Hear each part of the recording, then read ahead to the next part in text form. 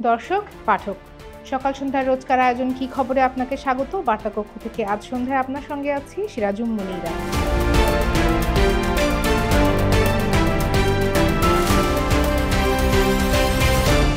আপনারা জানেন, সকাল থেকে শাহবাগ মোড় অবরোধ করেছিলেন পোস্ট গ্র্যাজুয়েট প্রাইভেট ট্রেনি চিকিৎসকরা। তাদের ভাতা ৩০,০০০ টাকা থেকে বাড়িয়ে ৫০,০০০ টাকা করার দাবিতে ছিল এই অবরোধ। এর আগে গত ২২ ডিসেম্বরও চিকিৎসকরা অবরোধ করেছিলেন। সে সময় সরকার ৫,০০০ টাকা বাড়ানোর ঘোষণা দিয়েছিল, তবে তা প্রত্যাখ্যান করে আন্দোলন অব্যাহত রাখেন চিকিৎসকরা। সবশেষ আজ সন্ধ্যায় তাদের ভাতা ৩০ থেকে ৩৫,০০০ টাকা করেছে সরকার, যদিও সেটা কার্যকর হবে আগামী বছরের জুলাই মাস থেকে। আর এই দাবি মেনে নিয়ে কাজে ফিরেছেন চিকিৎসকরা। চিকিৎসকদের আন্দোলন, তাদের দাবি, সরকার কেন দাবি পুরোপুরি মেনে নিচ্ছে না, এসব নিয়ে কথা বলবো। আজকের কি খবরে এই জন্য যুক্ত করব সহকর্মী জাকি আহমেদকে। জাকি আহমেদ, আপনাকে স্বাগত। স্বাগতম আপনাকেও। প্রথমেই আমি জানতে চাইব, পোস্ট গ্র্যাজুয়েট প্রাইভেট ট্রেনি চিকিৎসক কারা? অর্থাৎ তারা কোন পর্যায়ের চিকিৎসক, কোথায় কাজ করেন, বা চিকিৎসা সেবার যে ধাপ আছে সেই ধাপের কোথায় তাদের অবস্থান? আচ্ছা, যেটা হয়েছে আসলে তারা আমাদের দেশে যতগুলো মেডিকেল কলেজ হসপিটাল রয়েছে সেগুলোতে ন্যূনতম ২৫০ শয্যা থেকে শুরু হয়ে যে হসপিটালগুলো রয়েছে সেসব হসপিটালগুলোতে যে সরকারি চিকিৎসকরা রয়েছে তাদেরই প্যারালাল সমতুল্য বা সমমানের আপনি বলতে পারেন, তাদের সমতুল্যই হচ্ছেন এই চিকিৎসকরা। আর এরাই হচ্ছেন আপনার হসপিটালগুলোতে রোগী রিসিভ করা থেকে শুরু করে জরুরি বিভাগ বা তাদের অপারেশনের তারিখগুলো বা তাদেরকে রিলিজ দেয়া, তাদেরকে প্রতিদিন ফলো আপ করা, এই চিকিৎসকরাই করে থাকেন। দেশে এখন প্রায় ১০,০০০-এর মতো পোস্ট গ্রাজুয়েট ট্রেনি চিকিৎসক রয়েছেন। তারা হচ্ছে এমবিবিএস পাশ করার পরে বিভিন্ন এবং সেই সঙ্গে তাদের উচ্চশিক্ষার জন্য, যে আপনি জানেন যে বিভিন্ন কোর্সে যায় ডক্টররা তাদের উচ্চশিক্ষার জন্য, এবং চিকিৎসকের পরবর্তী যে ধাপগুলো রয়েছে assistant professor, associate professor, assistant professor এবং প্রফেসর হওয়ার যে সর্বোচ্চ ধাপগুলো রয়েছে, সেই ধাপগুলোতে যাওয়ার জন্য যেই শিক্ষাটুকু আসলে তাদের যে উচ্চশিক্ষার প্রয়োজন হয় সেখান থেকে মানে সেটারই একটা অংশ হচ্ছে এই তাদের কি বলে এটাকে, তাদের এই পিরিয়ডটুকু আসলে তারা একই সঙ্গে হসপিটালের রোগীদের যেমন সেবা দেয় তেমনি তাদের উচ্চশিক্ষাও এখানে সম্পন্ন হয়। তারা কত টাকা ভাতা পান? সারা দেশের সব ট্রেনি চিকিৎসকদের ভাতা কি এক? আমি আরও একটা বিষয় জানতে চাইবো, যে চিকিৎসকরা যখন বিসিএস দিয়ে সরকারি চিকিৎসক হিসেবে যোগদান করেন তখন তাদের বেতন কত থেকে শুরু হয়?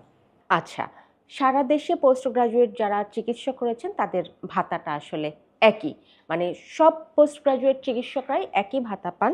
তবে বিসিএস দিয়ে যেসব চিকিৎসকরা সরকারি চাকুরিতে ঢোকেন তাদের স্টার্টিংটা শুরু হয় নবম গ্রেড থেকে, অর্থাৎ হচ্ছে ৩৫,০০০ টাকা। তবে এখানে তাদের এই সরকারি এই বেতনের সঙ্গে তারা আসলে উপজেলা, জেলা এবং আমরা যদি বড় বড় বিভাগগুলোতে আসলে দেখি তাহলে সেখানে অন্যান্য অনেক প্রণোদনা যুক্ত হয় এবং হচ্ছে প্রতি বছর তাদের একটা ইনক্রিমেন্ট যোগ হয়। সুতরাং নবম গ্রেড বললেও আসলে মূল বেতনটা যদিও ৩৫,০০০ টাকা থাকে, তারপরে তাদের সঙ্গে অনেকগুলো টাকা যোগ হয়ে বা অনেকগুলো বেনিফিট আসলে যোগ হয়ে তাদের অ্যামাউন্টটা ৩৫,০০০-এর চেয়ে বেশি হয়।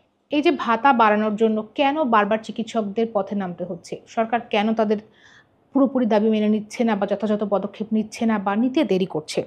আর এবার যেটা দেখলাম আমরা, চিকিৎসকরা চেয়েছিলেন ২০,০০০ টাকা বাড়ুক, সেটা বাড়লো ৫,০০০ টাকা। এই বিষয়ে চিকিৎসকরা কি বলছেন? আসলে আন্দোলনটা প্রধানত শুরু হয় ২০২০ সাল থেকে। তখন আসলে এই আন্দোলনটার গতি পায়। এর আগের থেকেও ছোট ছোট কিছু করে কিছু ভাগে ভাগে আন্দোলন করলেও ২০২০ সালে আসলে এটা সরকারের নজরে আসে বা গণমাধ্যমের নজরে আসে, বা তখন থেকে তারা আসলে বড় আকারের একটা আন্দোলনে যায়। তারপর থেকে ২০ সালে আন্দোলন হয়েছে, ২০২৩ সালেও এইটা আরেকটু বড় হয়। তখন তারা বঙ্গবন্ধু শেখ মুজিব মেডিকেল বিশ্ববিদ্যালয়ে আন্দোলন করে, উপাচার্যকে অবরুদ্ধ করে রাখার মতো ঘটনা ঘটে, ভাঙচুরের মতো ঘটনা ঘটে। তখন ২০২৩ সালের জুলাইতে তাদের ভাতা বাড়ানো হয় একবার ৫,০০০ টাকা, কিন্তু আসলে সেটা তারা প্রত্যাখ্যান করেছিল। চলতি বছরে এসে এই আন্দোলনটা আবার শুরু হয় আসলে ১৪ ডিসেম্বর থেকে মেইনলি। তখন থেকে আমরা দেখছি যে তারা সেই বিশ্ববিদ্যালয়ে বসে, এরপরে শাহবাগে অবরোধ হলো। তখন স্বাস্থ্য মন্ত্রণালয় থেকে তাদের ডাকা হয় এবং বলা হয় যে তাদের সব দাবি দাবা মেনে নেওয়া হবে। তারপর থেকে গত 23 ডিসেম্বর মধ্যরাতে তাদের 5,000 টাকা বাড়িয়ে প্রজ্ঞাপন দেয় সরকার, কিন্তু সেই 5,000 টাকাও তারা প্রত্যাখ্যান করে এবং তারা বিভিন্ন হসপিটালগুলোতে আসলে কাজে যাওয়া বন্ধ করে দেয়। আমি যেটা কিছুক্ষণ আগে আপনাকে বলেছি যে আসলে রোগীদের সব কিছুর ম্যানেজ করার যেই পদ্ধতিটা সেটা আসলে এই চিকিৎসকরাই করে থাকে, যার কারণে তারা যখন আসলে হসপিটালে যাওয়া বন্ধ করে দেয় তখন হসপিটালগুলোতে, ঢাকার প্রত্যেকটা হসপিটালে আমরা একটা অরাজক অবস্থা দেখেছি, যেখানে হয়তো 5 জন চিকিৎসক কাজ করছিলেন সেখানে 2 জন চিকিৎসক কাজ করছেন।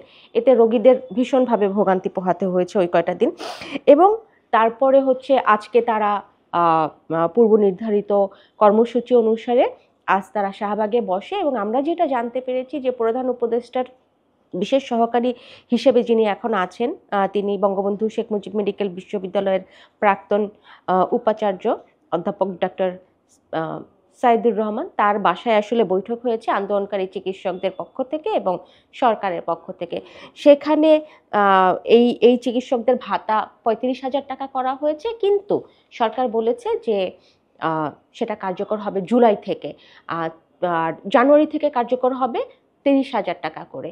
কিন্তু আমরা শেষ সময়ে এসে জানলাম যে জুলাইতে যে 35,000 টাকা দেওয়ার ঘোষণা বা প্রজ্ঞাপন কাল সরকার দেবে সেটাও তারা প্রত্যাখ্যান করেছেন। আন্দোলনকারী একজন চিকিৎসক, তিনি মুগদা মেডিকেল কলেজের, তিনি আমাকে কিছুক্ষণ আগে বললেন যে জুলাই থেকে না, তারা চাচ্ছেন এটা জানুয়ারি থেকেই কার্যকর হতে, কারণ বর্তমান সময়ে যেই আমাদের যেই দ্রব্যমূল্যের ঊর্ধ্বগতি সহ সবার প্রয়োজনীয় মানে সব একটা সংসার চালাতে বা জীবন ধারণ করতে যেটা প্রয়োজন সেটা আসলে এত কম টাকায় তাদের পক্ষে সম্ভব হয় না। এবং সেই সঙ্গে তিনি এটাও বললেন যে হাসপাতালগুলোতে আসলে প্রধান কাজই করি আমরা, যার কারণে এটা তাদের কাছে অমানবিক মনে হচ্ছে, পরিবার পরিজন নিয়ে তাদের চলতে সমস্যা হচ্ছে। তারা যেটা বললেন, দীপ যেটা আমাকে বললেন যে জুলাই থেকে নয়, জানুয়ারি থেকে যদি 35,000 টাকার ঘোষণা না দেওয়া হয় তাহলে তারা মাঠ ছাড়ছেন না, অর্থাৎ তারা আন্দোলন চালিয়ে যাওয়ার ঘোষণা দিয়েছেন। এবং প্রধান উপদেষ্টার বিশেষ সহকারীর বাসা থেকে বের হয়ে আন্দোলনকারীদের যে নেতারা আসলে শাহবাগে গিয়েছেন আন্দোলনকারীদের কাছে, তখন তারা যেই জুলাই থেকে 35,000 টাকা এটা যখন ঘোষণা দিয়েছেন তারা জানিয়েছেন আসলে তা আন্দোলনকারীরা বলছে এই 35,000 টাকাই চান, যেহেতু নবম গ্রেড তারা দাবি করেছিলেন সেই 35,000 টাকাটাই আসলে হচ্ছে, কিন্তু সেটা তারা জানুয়ারি থেকেই চাচ্ছেন আর কি, নয়তো তারা আন্দোলন মাঠ ছাড়ছেন না। তবে এখনো রাতের অনেকখানি বাকি, দেখা যাক, আন্দোলনকারীরাও ঘোষণা দিয়েছেন ইতিমধ্যেই এটা, আর দেখা যাক যে এইটুকু সময়ের ভিতরে নতুন কোনো আপডেট আসে কিনা। তবে সরকার থেকে বলা হয়েছে যে জুলাই থেকে যে 35,000 টাকা দেয়া হবে আর জানুয়ারি থেকে 30,000 টাকা, এটা প্রজ্ঞাপন তারা আগামীকাল দেবেন। আপনাকে অনেক ধন্যবাদ। আপনাকেও ধন্যবাদ। দর্শক এতক্ষণ সঙ্গে ছিলেন সেজন্য আপনাদেরকেও অনেক ধন্যবাদ। দেশ বিদেশের নানা খবরের বিশ্লেষণ আদ্যপান্ত জানতে পড়তে হবে সকালসন্ধ্যা.com। আর সামাজিক যোগাযোগ মাধ্যম ইউটিউব এবং ফেসবুকে আমরা প্রকাশ করছি বিভিন্ন ধরনের ডিজিটাল কন্টেন্ট, দেখুন সেগুলো, লিখুন আপনার মতামত, থাকুন সকাল সন্ধ্যার সঙ্গে।